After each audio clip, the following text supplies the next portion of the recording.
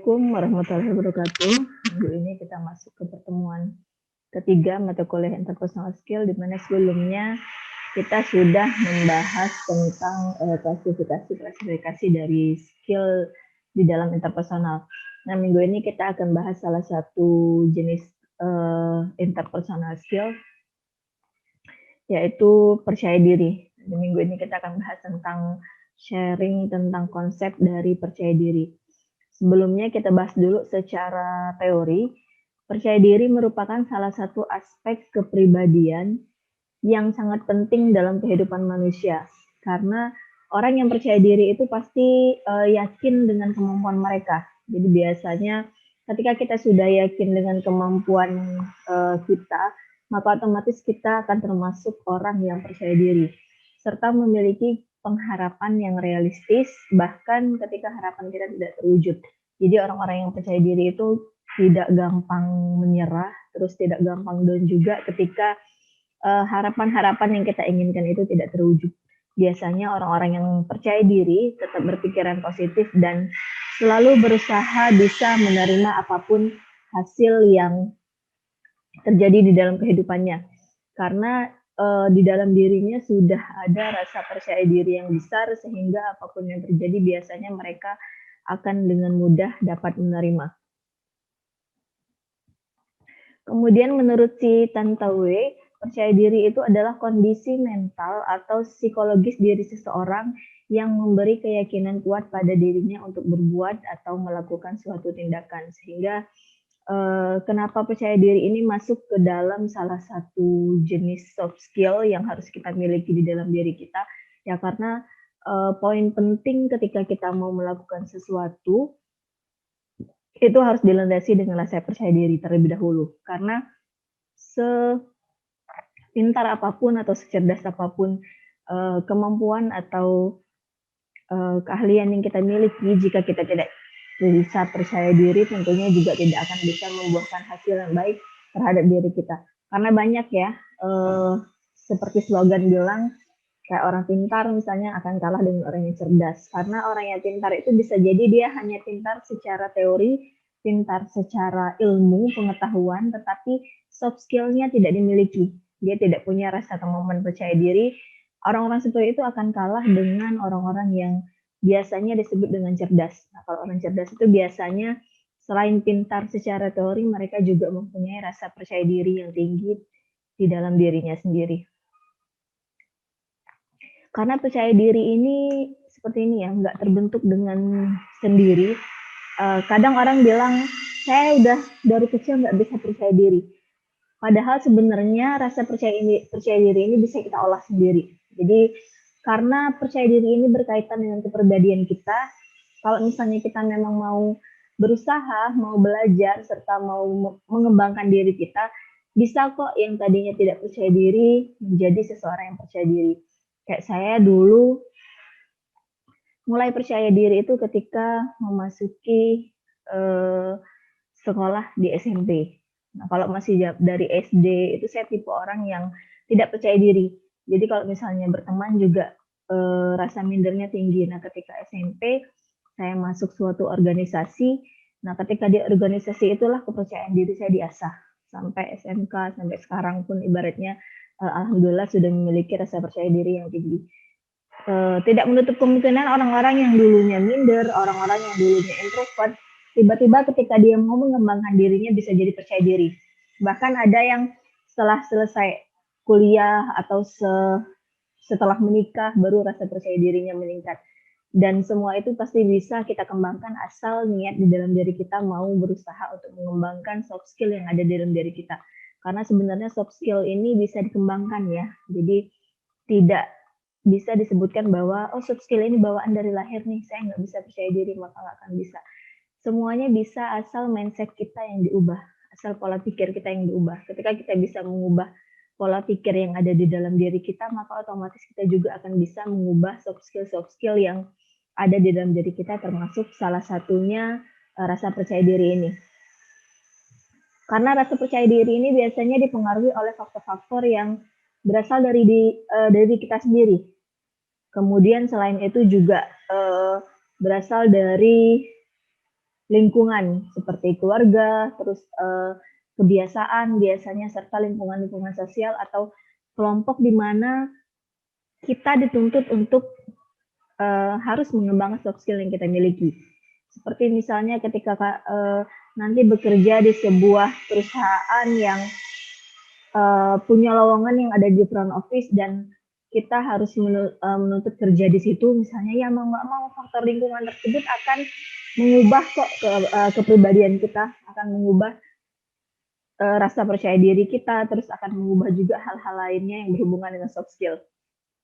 Bahkan keberanian dan lain-lain biasanya juga akan ikut berubah yang ada di dalam diri kita seiring dengan lingkungan yang kita miliki saat ini. Nah, kemudian secara teori ada beberapa macam-macam percaya diri itu. Ada 4 macam jenis percaya diri. Yang pertama itu self concept. Self concept ini artinya adalah bagaimana kita menyimpulkan diri kita secara keseluruhan. Jadi sebenarnya sebelum orang lain menilai diri kita, kita sendiri yang harus bisa menilai diri kita secara keseluruhan. Kita itu orangnya seperti apa sih? Nah, di dalam interpersonal skill ini yang mau saya tekankan adalah jangan tidak percaya dengan yang namanya afirmasi positif ataupun sugesti positif. Karena itu sudah saya terapkan dan memang benar ternyata apa yang kita pikirkan itu akan dikerjakan oleh otak kita. Jadi ketika kita melakukan sesuatu itu sebenarnya yang kita kerjakan itu adalah apa yang kita pikirkan. Jadi yang pertama adalah bagaimana kita menyimpulkan diri kita. Kalau kita menyimpulkan saya nggak bisa, saya minder, otak kita akan bekerja sesuai dengan apa yang kita pikirkan. Jadi sebisa mungkin kita harus bisa menyimpulkan diri kita seseorang yang positif. Kita harus bisa menyimpulkan diri kita mempunyai kemampuan-kemampuan yang positif sehingga otak kita dan sel saraf yang ada di dalam diri kita akan memberikan respon yang positif. Ini dari psikologis ya, dari beberapa psikologis yang saya pelajari dan saya dengarkan bahwa memang ya sugesti positif itu berpengaruh besar terhadap diri kita. Karena mungkin masih banyak ya orang yang tidak percaya dengan masa sih dengan pikiran kita kita bisa menimbulkan A. Sebenarnya iya. Jadi secara tidak sadar, alam bawah sadar kita itu akan merespon apapun yang kita pikirkan. Misalnya saya mikir malas nih, aduh malas, ya udah nanti pasti jadinya akan malas. Tapi kalau saya berpikir saya bisa nih, saya kerjakan seharian pekerjaan saya selesai gitu. Jadi semuanya apa yang kita pikirkan itu balik lagi hasil yang kita peroleh itu sesuai dengan apa yang kita pikirkan. Jadi sebisa mungkin coba kita menyimpulkan diri kita itu secara positif. Kemudian macam-macam percaya diri yang kedua itu ada self esteem, namanya secara teori. Nah, ini hubungannya sama seperti self concept. Jadi sejauh mana kita punya perasaan positif terhadap diri kita. Jadi jangan dulu meminta orang lain untuk berpikiran positif terhadap diri kita sebelum kita sendiri juga memberikan pikiran positif terhadap diri kita. Jadi bilang aja saya orangnya bisa, saya orangnya bekerja keras, saya orangnya mudah tersenyum, saya orangnya baik, saya orangnya percaya diri. Nah, ketika kita sudah memunculkan perasaan positif terhadap diri kita, nanti otomatis juga tadi alam bawah sadar kita akan merespon. Otak kita dan sel saraf kita akan bekerja sesuai dengan apa yang sudah kita pikirkan dan apa yang sudah kita berikan penilaian terhadap diri kita. Kemudian yang ketiga ada namanya self-efficacy, itu adalah sejauh mana kita punya keyakinan terhadap kapasitas atau kemampuan yang kita miliki. Jadi secara keseluruhan ini bisa kita lihat ya bahwa sebelum orang lain menilai diri kita, kita sendiri yang harus bisa menilai diri kita sendiri. Jadi kita harus bisa nih punya keyakinan terhadap kemampuan, oh saya bisa nih menyelesaikan ini, saya bisa mengerjakan tugas ini. Sehingga ketika kita bilang sudah bisa, nanti balik lagi alam bawah sadar kita akan merespon, sel saraf kita juga pasti bisa mengerjakan semua yang akan kita kerjakan karena kita percaya dengan kemampuan kita. Tapi kalau misalnya kita bilang kita udah nggak bisa, ya sudah pasti nggak akan bisa mengerjakan itu. Nah, yang terakhir self confidence ini artinya adalah sejauh mana kita punya keyakinan terhadap penilaian kita atas kemampuan. Jadi kita udah punya kemampuan. Nah, tadi kita yang ketiga itu bagaimana kita yakin terhadap kemampuan kita. Nah, yang terakhir itu adalah bagaimana kita yakin memberikan nilai positif terhadap kemampuan kita. Jadi saya mampu nih, misalnya saya mampu mendesain. Ketika saya bisa mendesain, kita harus berikan penilaian. Oh, desain saya ini desain yang bagus gitu. Jangan kita udah percaya kita bisa desain, tapi ketika kita disuruh menilai untuk kemampuan kita, saya nggak yakin kayaknya desain saya jelek nih. Nah, itu sudah meruntuhkan afirmasi yang ada di dalam diri kita sehingga nanti sasaran juga akan bekerja sesuai dengan runtuhan yang sudah kita berikan penilaian. Jadi secara keseluruhan kita harus memberikan penilaian positif terhadap diri kita sendiri. Baru nanti orang yang akan memberikan penilaian. Jadi jangan berharap orang memberikan penilaian positif kalau kita sendiri tidak bisa memberikan penilaian positif. Kemudian kita lanjut ke ciri-ciri percaya diri. Yang pertama itu adalah keyakinan akan kemampuan diri. Nah, orang-orang yang percaya diri itu mereka yakin terhadap kemampuan diri mereka. Jadi biasanya sikap positif mereka yang akan mengerti bahwa mereka akan sungguh-sungguh melakukan apa yang kemampuan yang mereka miliki. Jadi yang pertama mereka akan yakin terhadap kemampuan diri mereka. Yang kedua, orang-orang yang percaya diri itu biasanya optimis. Di mana sikap positif seseorang yang selalu berpandangan baik. Jadi orang yang percaya diri itu biasanya optimis terhadap apapun yang akan dikerjakan, terhadap apapun yang akan dilalui. Jadi orang percaya diri itu nggak kenal istilah pesimis. Jadi dia akan selalu berpikiran positif terhadap dirinya sendiri, terus terhadap kemampuannya, serta terhadap harapan-harapan yang akan dimiliki oleh orang tersebut. Kemudian objektif di sini adalah orang yang percaya diri itu dia akan memandang segala sesuatu berdasarkan kebenarannya. Kalau sisi objektif itu berdasarkan kebenaran, bukan berdasarkan pandangan pribadi. Kalau pandangan pribadi kita benar, ya belum tentu menurut secara objektif itu benar. Jadi orang-orang yang punya rasa percaya diri yang tinggi, mereka itu biasanya akan objektif, akan menilai sesuatu itu berdasarkan kebenarannya. Kemudian orang-orang yang percaya diri biasanya bertanggung jawab terhadap segala sesuatu yang sudah menjadi konsekuensi yang akan dilalui ketika dia melakukan sesuatu. Dia akan bertanggung jawab biasanya. Kemudian orang-orang yang percaya diri juga akan realistis. Jadi ketika ada suatu masalah, suatu hal ataupun suatu kejadian, mereka akan menggunakan alam pikirannya secara realistis, secara rasional ataupun masuk akal. Karena biasanya orang-orang yang percaya diri itu akan berpikiran secara realistis. Kemudian kita lanjut ke aspek-aspek percaya diri. Ada 5 tadi ya aspeknya. Kalau ciri-ciri percaya diri sebelumnya tadi. Nah, aspek-aspek di dalam percaya diri itu sebenarnya kita, yang pertama itu adalah kita harus yakin dulu dengan kemampuan diri kita. Saya percaya diri. Karena percaya diri ini bagian dari kemampuan diri kita juga. Ketika kita sudah yakin, ya udah berarti kita akan percaya. Kemudian sama halnya seperti ciri-ciri tadi ya, optimis, objektif, bertanggung jawab, serta berpikiran secara rasional ataupun realistis. Nah, kemudian kita lanjut ke karakteristik percaya diri. Percaya diri itu ada 2 karakteristik, ada percaya diri dari lahir dan percaya diri batin. Kita lihat percaya diri lahir ini adalah segala karakteristik ataupun kemampuan yang terlihat secara lahiriah istilahnya. Pertama, komunikasi. Keterampilan komunikasi ini menjadi dasar yang baik bagi pembentukan sikap percaya diri kita. Kenapa?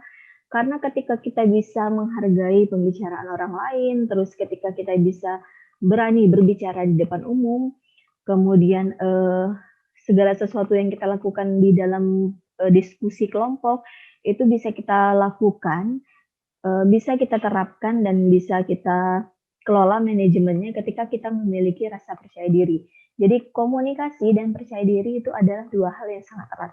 Di mana ketika kita sudah percaya diri, maka komunikasi kita akan baik terhadap beberapa hal tadi ya, baik secara diskusi kelompok, kemudian berbicara di depan umum. Jadi berbicara di depan umum itu kita harus mempunyai skill percaya diri serta komunikasi yang baik. Kemudian ketegasan. Ketegasan ini adalah juga termasuk karakteristik dari percaya diri secara lahiriah. Karena sikap tegas kita ketika dalam melakukan suatu tindakan itu biasanya kita akan terbiasa untuk menyampaikan aspirasi serta keinginan-keinginan yang ada dalam diri kita. Kita tegas, oh kalau memang saya tidak menerima, ya kita tegas untuk memberikan suatu aspirasi. Serta biasanya kita akan menghindari terbentuknya perilaku agresif di dalam diri kita, karena biasanya orang-orang yang tegas itu ketika kita ingin membela hak kita, dalam artian adalah tegas di sini, biasanya kita akan menghindari perilaku-perilaku agresif yang ada di dalam diri kita. Kemudian penampilan diri. Seseorang individu yang percaya diri itu biasanya selalu memperhatikan penampilan dirinya, baik dari gaya pakaian, terus dari gaya hidupnya, serta keinginan untuk selalu menyenangkan orang lain biasanya. Kemudian pengendalian perasaan. Nah, ini juga terbentuk karena karakteristik percaya diri secara lahiriah ya, di mana pengendalian perasaan itu biasanya kita perlukan di dalam kehidupan sehari-hari kita dengan bagaimana caranya kita mampu mengelola perasaan kita serta membentuk suatu kekuatan besar yang pastinya bisa menguntungkan diri kita. Jadi percaya diri lahir itu adalah karakteristiknya ketika kita bisa berkomunikasi dengan baik, ketika kita bisa memberikan ketegasan terhadap diri kita, ketika kita bisa memperhatikan penampilan diri kita, serta ketika kita bisa mengendalikan perasaan yang ada di dalam diri kita. Yang kedua, percaya diri dari sisi batin. Yang pertama, orang yang percaya diri itu akan mencintai dirinya sendiri. Dia akan mencintai dirinya sendiri dengan cara yang pertama menghargai diri sendiri dan juga orang lain. Biasanya orang-orang yang percaya diri ini akan memenuhi kebutuhan kita, kebutuhan diri kita itu secara wajar. Jadi orang-orang yang cinta dengan dirinya sendiri biasanya akan mencintai kelebihan yang dimiliki serta bisa membanggakan dirinya sendiri. Jadi kalau misalnya kita punya kemampuan, itu kita harus bangga terhadap kemampuan yang kita miliki. Kemudian pemahaman diri dari sisi batin ya. Orang yang percaya diri itu biasanya secara batinnya itu sangat sadar diri orangnya. Jadi mereka biasanya orang-orang yang percaya diri itu akan selalu introspeksi diri agar semua tindakan dilakukan tidak merugikan orang lain juga. Kemudian mempunyai tujuan yang positif. Orang yang percaya diri itu biasanya punya tujuan yang positif di dalam dirinya. Makanya kenapa biasanya mereka punya alasan serta pemikiran yang jelas gimana sih tindakan yang mereka lakukan itu sebenarnya mendapatkan hasil yang sesuai dengan apa yang mereka harapkan. Karena mereka biasanya orang-orang yang percaya diri ini akan mempunyai tujuan yang positif. Serta mempunyai pemikiran yang positif ya. Tadi yang di awal saya bilang bahwa berusahalah untuk berpikiran positif terhadap diri kita sebelum orang lain berpikiran positif. Jadi jangan berharap orang lain berpikiran positif terhadap diri kita ketika kita juga belum bisa berpikiran positif terhadap diri kita sendiri. Jadi biasanya orang-orang yang percaya diri ini juga termasuk seseorang sahabat ataupun partner yang menyenangkan karena biasanya mereka terbiasa melihat kehidupan dari sisi yang positif dan mereka biasanya akan mencari pengalaman yang hasilnya memuaskan, yang bagus terhadap diri mereka sendiri. Dan biasanya orang-orang yang percaya diri ini juga akan mencari lingkungan yang positif. Karena kalau misalnya lingkungan negatif itu akan memberikan respon negatif untuk dirinya sendiri dan juga akan merugikan dirinya sendiri. Makanya biasanya orang seperti ini akan mencari lingkungan yang positif supaya dia bisa mencintai dirinya sendiri, memahami dirinya, mempunyai tujuan yang positif, serta mempunyai pemikiran yang positif di dalam dirinya. Oke. Nah, sekian pertemuan ketiga kita. Di pertemuan ini kita bahas tentang konsep percaya diri. Nanti kita lanjut ke pertemuan selanjutnya. Semoga kita selalu diberikan kesehatan. Saya akhiri. Wassalamualaikum warahmatullahi wabarakatuh.